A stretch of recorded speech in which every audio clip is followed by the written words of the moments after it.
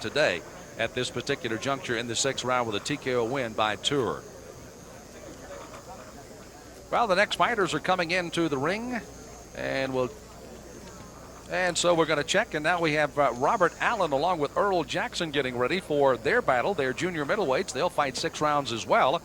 And we'll have their introduction coming in just a moment as both the fighters do their extra work just before tonight's fight. Again, Jackson again comes in 12-2-3, while Allen again at 3-1. Let's get the introduction. Here again is Jim Hall. Ladies and gentlemen, this match is scheduled for 6 rounds in the junior middleweight division. Our referee is Norm Budden. Introducing first in the blue corner, this young man hails from San Diego, California. He weighed in at 156 pounds with a record of 3 wins and 1 loss, with all 3 wins by knockout. Here is Robert Allen. Introducing now in the red corner, this young man is from Denver, Colorado. He weighed in at 156 3/4 pounds with a record of 12 wins, 2 losses, 3 draws, with 7 of those wins by knockout. Here is Earl, the new generation, Jackson. So Earl Jackson along with Robert Hall as they get ready for their fight. Here's Norm Budden with the final instructions. As they get the towel off of Earl Jackson.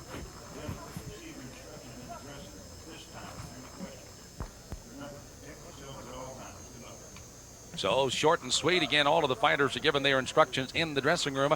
Robert Allen, quite a illustrious amateur career. Earl Jackson, I don't know a lot about this young man other than he's from Denver, Colorado at 26. You can see a rather nice physique young man. We'll see if he can handle the boxing talents of Robert Allen here. Really, both these guys very well put together. We know a little bit about Robert Allen and not too much about Earl Jackson, except he's got a heck of a nickname. The new generation. And let's see if he can do kind of an unusual kind of pawing left style there of Jackson. And tries to wade his way in against Robert Allen. Allen 23, Jackson 26. Both fighters 5'9", and again 156 for Allen, 156 3/4 for Jackson. So very similar in weight. Even though Jackson appears to be even a little bit bigger fighter, but once you start getting them a little closer together, they start neutralizing each other, it looks.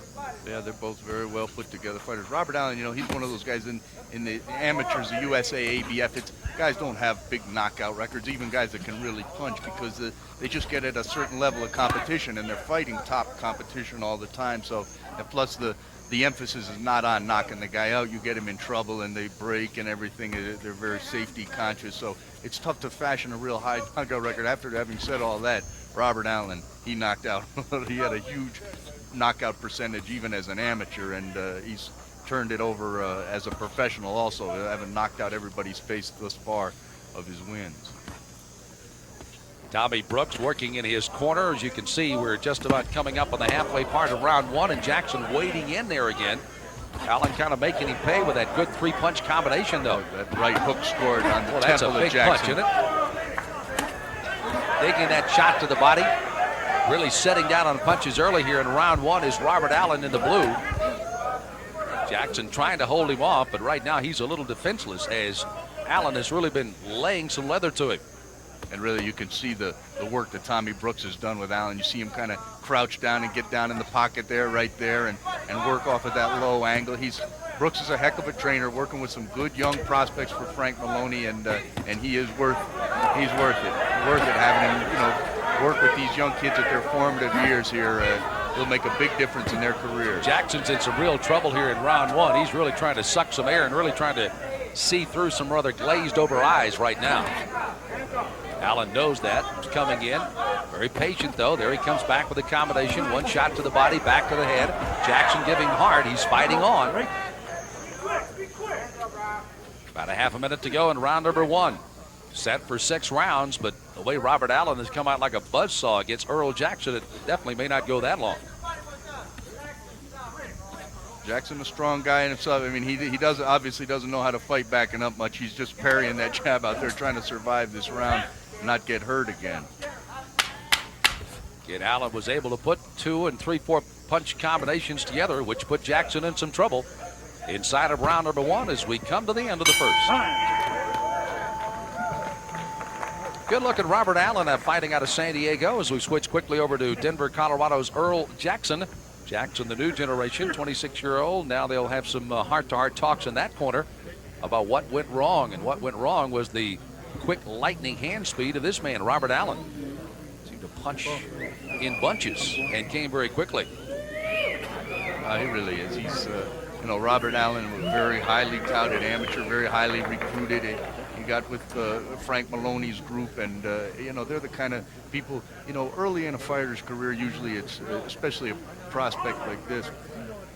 We'll look at this replay here of Allen walking to Jackson and hitting him with that good right hook. Well, that right hand's big, isn't it?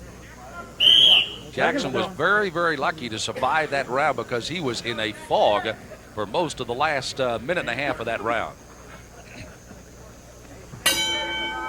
Corona Extra bringing you World Championship Boxing from Caesars Lake Tahoe. Sam Smith along with Bob Spagnola. This is round number 2 of a junior middleweight fight. And we've got Earl Jackson in the black with the red waistband against Robert Allen in the blue. Put on a rather stunning performance in round number 1 with a assortment of punches, 2 and 3 and 4 punch combinations that had Jackson in a lot of trouble. The point I was trying to get to, Robert Allen had a setback in his first professional fight. He was ahead in the fight and he got caught. And, usually fighters, they whip off prospects like Robert Allen. They whip off 15, 20 wins and, then they might get in a championship situation and have a loss. But, early in his career to have that loss, his team, they got together behind him. They never questioned, hey, did we make a mistake? What should we do? They just turned it around and said, hey, come on, let's get back to work. Let's get some wins under our belt, and it really helped the kid's confidence, which was at a low point, starting off his career like that. I really think he's back now. He's working very hard, and I think, that by the end of the day, they'll find that Robert Allen was the prospect that they thought they signed early on. Forrest Cooper was a man that stopped him in his pro debut in the 4th round. However, since that time, a 4th round TKO win over Dave Pearson, also a 2nd round TKO over Russ Newton. And then his last victory coming just a few months ago, he beat Joe Farrell in New Jersey with a 1st round knockout. So he has won his last 3 fights, and the 3 he's won as a pro by a knockout. Shot to the body that time by Jackson, just got it, but he got it right in the middle. Jackson again walked right into an uppercut, tried to throw one of his own, and he looked like he was just kind of sleepwalking right in because the wind had been totally taken out of him, and this fight is over in the 2nd round as Jackson's going to quit in the middle of the round. And he really got a whack in the middle of the stomach. Let's take a look at it again, and you want to see a classic punch here. And again, a head shot, and then the shot may have been not so much right to the stomach, but certainly the chest.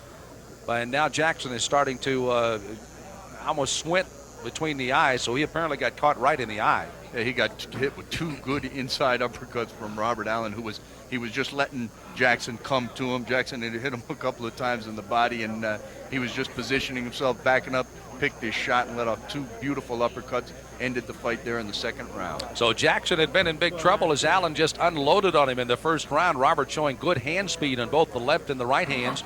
And you take a good look at Jackson now as the doctors are now trying to make sure that he's all right. He's on a stool in the center of the round, in the ring, and is up and all right. And there's a good look at Robert Allen out of San Diego, over with a pad of the gloves there, and he moves his record to 4-1. Now getting his 4th knockout as he goes with his 4th knockout for his victory. Here, let's get the official time. Here again is Jim Hall. Ladies and gentlemen, this bout ends at 1 minute and 49 seconds of the 2nd round. Winner by knockout, Robert Allen. So Allen with a 45-6 amateur record now goes to 4-1 as a pro and gets his 4th straight win by a knockout here in Caesars at Lake Tahoe. And he certainly made short work of that. He got Jackson in trouble in the 1st round, and then of course a couple of good straight right hands, and then the uppercut. And you can see that Jackson, I think he got hit in the nose. That was the one. You can see those teary eyes because he's really holding that nose as he walks out. And that was the thing that put him down, even though he'd been hit to the stomach. Let's take a look at it again. And you can see exactly here, once again, back to you. There's that's the one that caught him in the nose. That was the one that really hurt him right there. Did the wow. damage. Big right uppercut. So a very successful appearance here by Robert Allen out of San Diego as he comes up with his 4th victory. And as he marches on in the junior middleweights, again, Bob, so many times when you get a youngster that has success in the amateurs, as you mentioned, with the 1992 U.S. Championship by Allen, now he goes in as a pro. Sometimes they try to do too much too quickly because of that amateur background. Seems